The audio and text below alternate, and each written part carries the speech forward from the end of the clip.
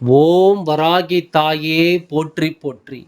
என் அன்பு குழந்தையே, வாழ்க்கையில் மீண்டும் ஒன்று சேர்வோமா என்று உன்னுடைய உயிரான துணை ஜோதிடம் பார்க்க சென்றார்.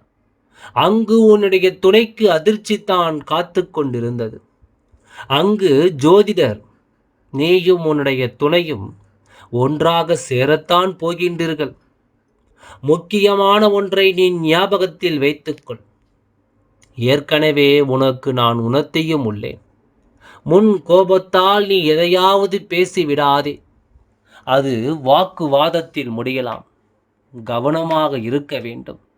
வேறு எந்த கவலையாக இருந்தாலும் அதற்காக கண்ணீர் சிந்திக்கொண்டு இருக்காமல் அதனை என்னிடம் விட்டுவிடும். உனக்கு ஆறுதலாக நான் தருகின்றேன். நினைத்து நினைத்து அதீத கவலை.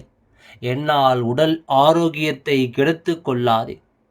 உன்னிடம் வரவேண்டிய உன் உழைப்பிற்கான பணம் வந்து சேரும். அது பற்றி எதிர்மறை எண்ணங்களை உருவாக்காமல் இரு.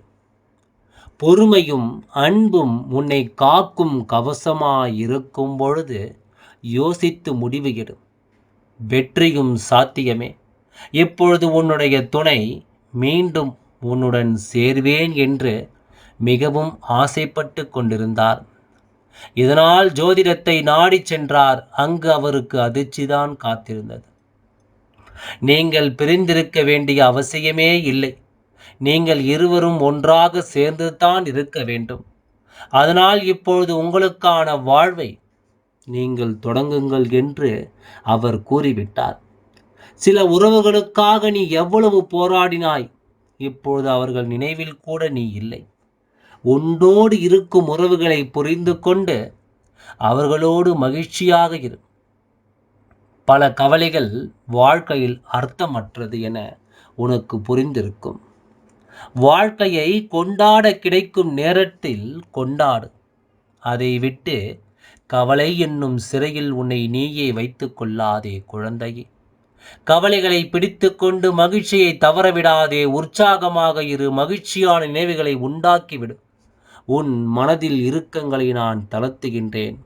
உன்னுடைய துணையின் மனது இப்பொழுது மாறிவிட்டது.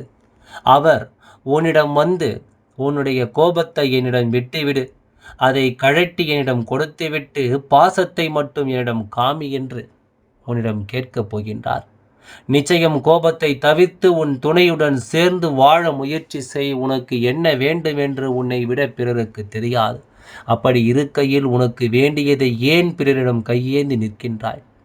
நீ பிறரிடம் எதிர்பார்த்து நிற்பதால் உனக்கு எளிதில் கிடைத்துவிடும் என்று மனக்கணக்கு போடாதே.